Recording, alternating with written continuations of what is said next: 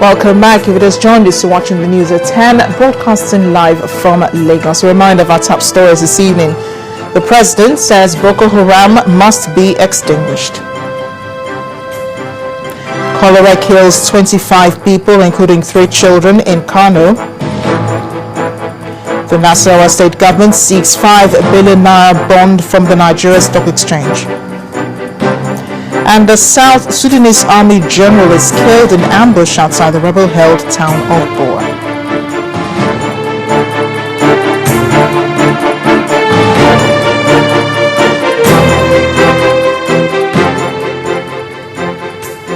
A reminder here that all our top stories can be found on our websites, channelstv.com and on youtube.com/channelsweb. But to get us on the move, visit m.channelstv.com to view us live on your mobile device.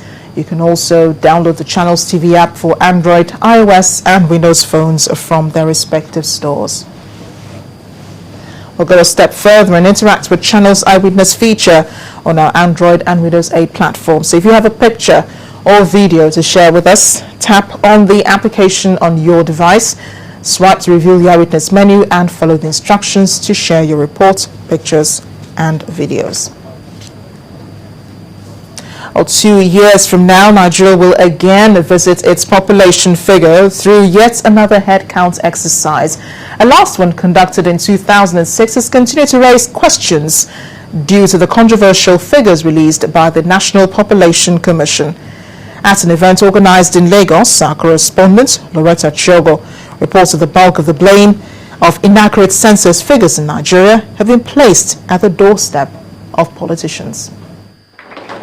The hall was full to capacity with intellectuals from the academics and the political scenes, and in turns they made their points clear about the next census exercise scheduled for 2016. Most references concentrated on the disagreement still hovering over the 2006 census figures. The illicit gain from census falsification gave the beneficiaries the domineering power over other regions or zones that were not privileged to strike a deal with the British when they came to Nigeria as imperialists in 1861. It's only in this part of the world that you will find a society or an environment that is near the port, whose population is less than that one that is near the desert. It can only happen in Nigeria. All of us know, and everybody know this. The number of houses we even have in Lagos State is approaching 2 million, if not more than that by now. How can our population be 9 million? Does it mean then that only 4 people live in every house? Nothing is working. And so you cannot build a country where population itself will work. Because the population census is hinged or hanging on what? Or one major thing, and that is the politics of this country.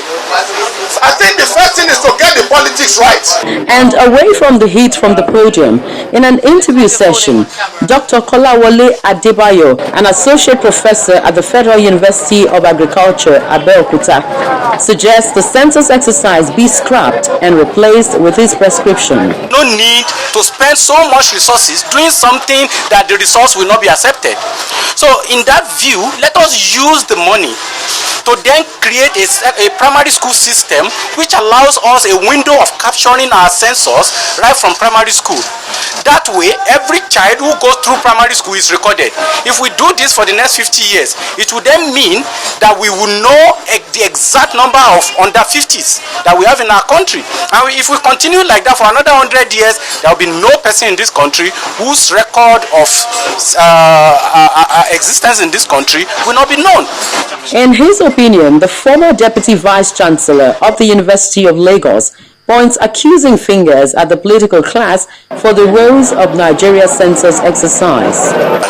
I think when we start taking into account the use of scientific methods for enumeration, they will start working towards what is more acceptable. Because when you see the facts before you, which is indisputable, then everybody accepts. As the country prepares for another head count in 2016, the unresolved controversial census figures in some states may again arise in setting the tone for the exercise. Loretta Chiogo, Channels Television News. Well, one group of people smiling here in Nigeria are people from Nembe Kingdom in Bayelsa who are already recording their first success story in the year 2014. Their joys derive from the near-completed road project, which links the community to the state capital, Nembe-yenogoa, by road, making it the first time in over 40 years that distance has been covered by road. For over a decade, you will never get to Nembe Kingdom from the Bayelsa state capital, Yenogoa, driving. All of that is changing, judging by this ride on this sandy road. A sense of triumph and excitement, if you like, is the atmosphere here, following the first ride by the Deputy Governor. This road is considered to be the most economically viable road because of the proximity to brass, and if brass is opened up as the oil hub of the state, and this is opened up, I think the activities here would even pay up for whatever investment that they made. There is more work to be done. The number 2 man is asking the community members to offer support to the contractor for speedy completion. They have done their best for the deputy governor to take the risk from Yenogoa down to this place. In short, even the governor and the deputy governor, they have tried a lot. But we are telling them to do more for the Nembe people. We are so excited, we are so delighted, because every individual from Nembe, this is the most priority project, just like the deputy governor said. September 2014 has been fixed for the completion of work on this road. If achieved, history would have been made, suggesting a road network between Nembe and the capital, Yenogoa. Well, the festive season may have been a very busy one for law enforcement in Kogi State, but it also turned out to be a fulfilling one in terms of crime control. A police command in Lokoja, the state capital, has paraded several suspects arrested in different parts of the state for various crimes, including robbery and child abuse. The police commissioner, Seidu Madawaki, attributed the success to a unique operational strategy. All manner of suspected criminals paraded by the Kogi State Police Command. They have been arrested in connection with various crimes, ranging from armed robbery and car snatching to extreme domestic violence. Their tools of trade, these very dangerous weapons, as well as their loot, including cars, electronics, and textile materials, are also displayed.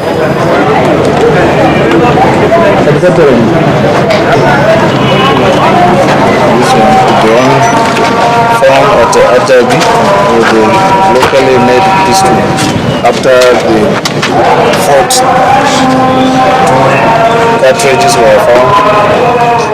Mrs. Ejura Bala is a victim of the alleged car snatchers, who inadvertently turned kidnappers as well, although they still maintain their innocence. I closed from my shop around 8 p.m. I was about going home. Went from nowhere, 2 men came. Before I know it, I thought it was even the boys, some boys I joke with around there that play with me. Before I could look up, I saw somebody by myself in my room. When I look at him, he frowned at me. I said, "Blood of Jesus." Then I started shouting, "Help me, help me, help me." Then he started dragging the starry. He now pushed me down from my legs and everything. So I went over with my car, my 2 children. That the way they snatch car, me already around. I went my grandmother where they sick. Because I no snatch any car. Did you identify you now? No, it's lies, sir. Okay, so what? The police in Kogi State appear to have had a very busy season leading into the new year.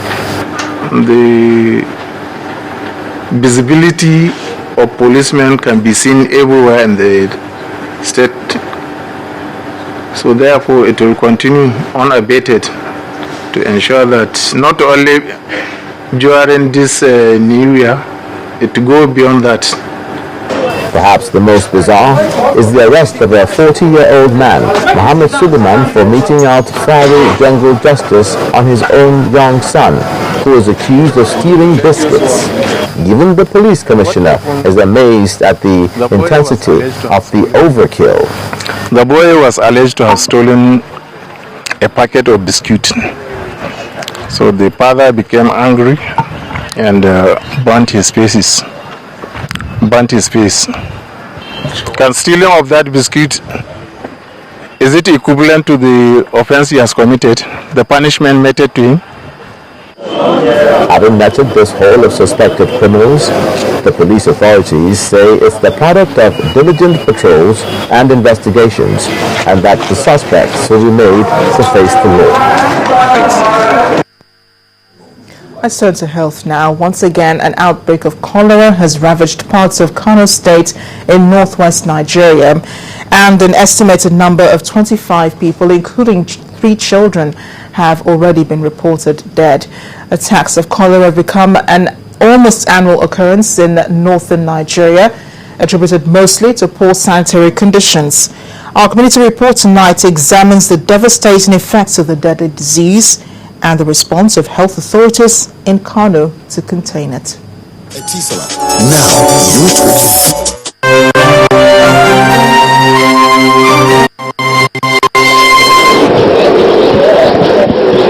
Patients lying critically ill at the infectious disease hospital in Kano,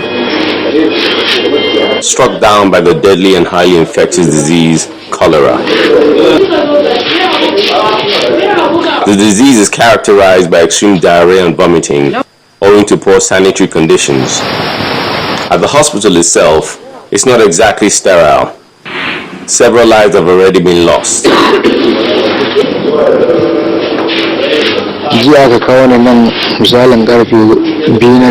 They brought me here yesterday at about 2 a.m. I couldn't walk. I was wheeled to the ward. By the grace of God, before 10 a.m., I became better. I didn't pay a dime and I was treated free. I was given drip and treated with different types of drugs given to me. I thank God. When I was brought here in the morning, I was checked, treated and given drugs. The severity of the disease is reflected by the number of patients on admission here. The doctors have their hands full attending to the emergency cases. The number of cases are about 500-600 cases, and mostly were admitted inside the infectious disease hospital. And about 15 cases, death were also recorded within the facility.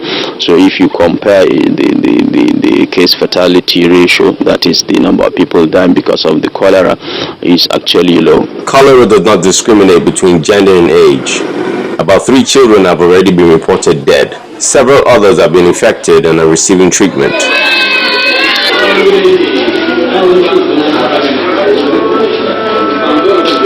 So far, the Kano State government and health authorities have taken intervention measures to limit the rampaging effects and ultimately contain it. The cholera is mainly concentrated in the metropolitan Kano, that is the 8 LGAs that composed of the metropolis.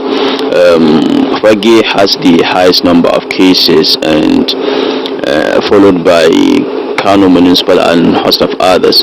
However, the figures as I'm speaking to you right now is being compiled, and we give you the update. It has become an almost annual occurrence for cholera to ravage Kano and other parts of the north. Its persistent outbreaks have always been attributed to poor hygiene. Government therefore needs to adopt the preventive rather than the curative approach and save lives being lost so needlessly.